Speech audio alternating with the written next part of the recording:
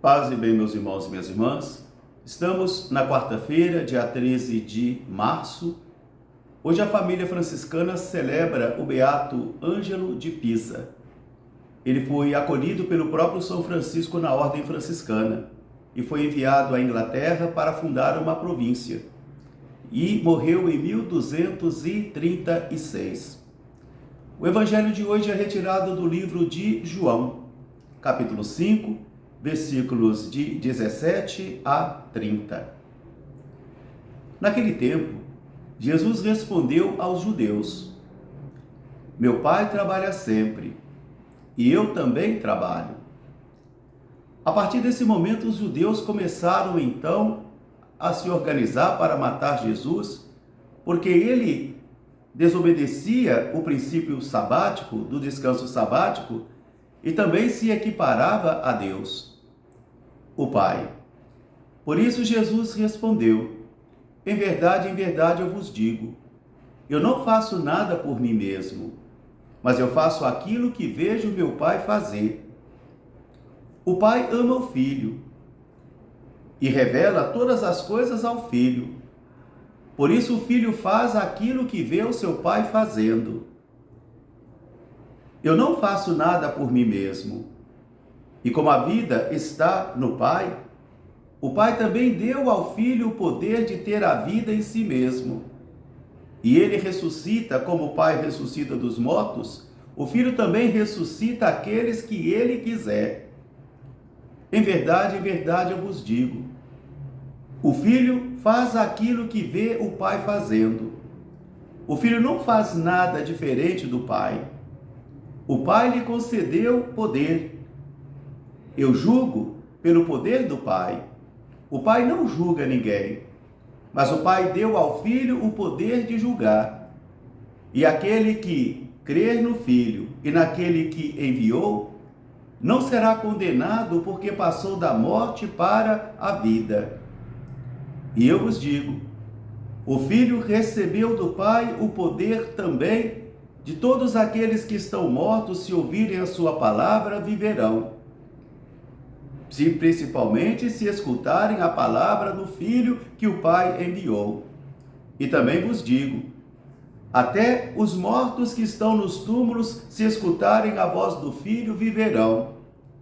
Porque o Filho não veio para fazer a sua vontade, mas a vontade daquele que lhe enviou.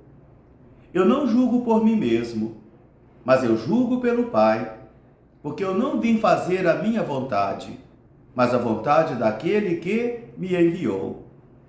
Palavra da salvação.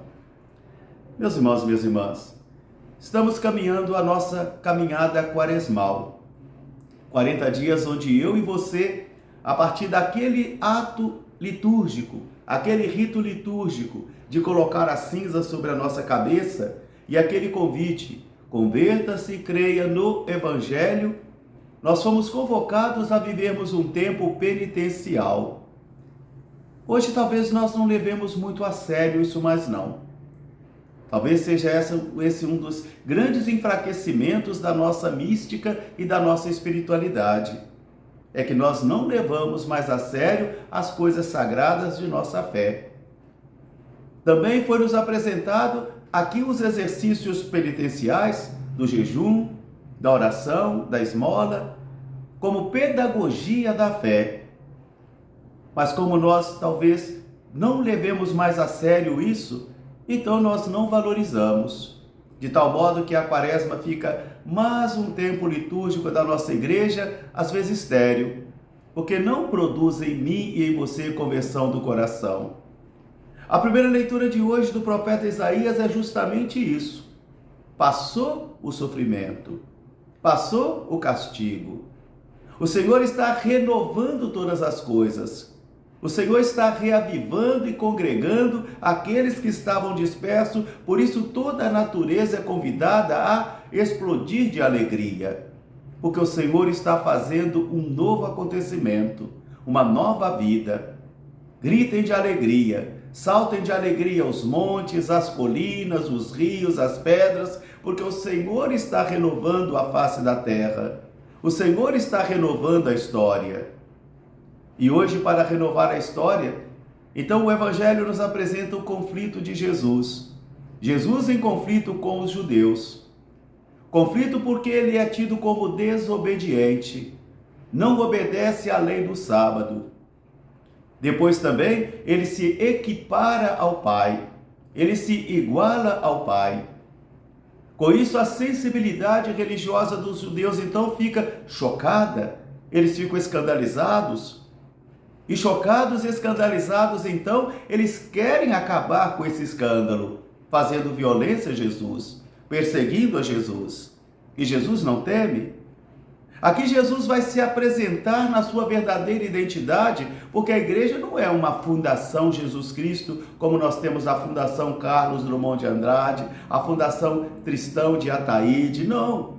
A igreja é uma assembleia de testemunhas, assembleia de homens e mulheres que foram resgatados por Jesus de Nazaré, que foram reavivados pelo seu poder e que querem, penitenciando-se constantemente, procurar um caminho de santidade, um caminho de vida mais cristã, dando testemunho do Senhor. Jesus então começa a sua argumentação muito grande, porque é um evangelho longo de hoje, onde ele começa: o filho vê o pai fazendo e faz. O filho não faz nada daquilo que o pai não faz, porque para fazer, o filho viu o pai fazendo. O pai ama o filho. E porque o pai ama o filho, o pai então vai revelando ao filho coisas grandiosas que vocês não conhecem, que vocês não conseguem compreender. Como a vida permanece no pai mesmo, assim também o pai dá ao filho a vida em si mesmo. Como o pai ressuscita os mortos e só ele pode ressuscitar os mortos, assim também o pai deu ao filho o poder de ressuscitar quem ele quiser. O pai não veio julgar o mundo, mas o pai deu ao filho o poder de julgar o mundo. E aqueles que creem no filho, na palavra do filho, e creem naquele que o enviou, não estão perdidos, não estão condenados, mas terão a vida eterna, porque passaram da morte para a vida. Aqueles que estão mortos em suas vidas, como aquele filho pródigo que estava morto na sua vida e viveu, Jesus vai dizer: aqueles que escutam a palavra e que estão na morte vão viver novamente, e até aqueles que se encontram nos túmulos, se ouvirem a voz do Filho, vão reviver, cada um para colher aquilo que plantou. Os que fizeram o mal para a morte, os que fizeram o bem para a vida.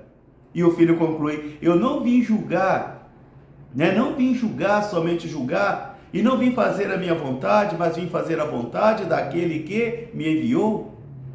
Meus irmãos, minhas irmãs, nós estamos em 2024 anos da história da nossa igreja. E manter a comunhão da igreja sempre foi algo muito difícil, tênue, frágil, humanamente falando, porque é o Espírito que conduz a igreja e que faz a comunhão da igreja. E essa comunhão da igreja pode ser enfraquecida, desfacelada pelas ideologias, pelos corações fechados, pelos achismos pessoais. Por isso hoje também estão tentando matar Jesus, porque acham que ele é um inimigo da fé, que ele veio destruir a religião, que ele veio se equiparar a Deus. E nesses 2024 anos de história, quantas e quantas vezes a mãe igreja também perseguiu um dos seus filhos ou uma das suas filhas, achando que eles estavam errados, e depois canonizaram esse filho e essa filha, porque perceberam que não tinham discernimento espiritual naquele momento.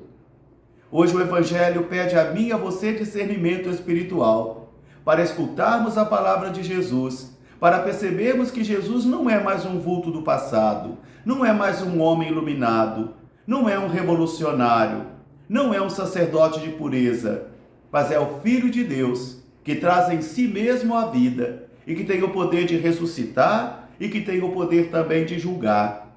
E para que nós possamos viver, é preciso então crer no Filho de Deus e naquele que o enviou.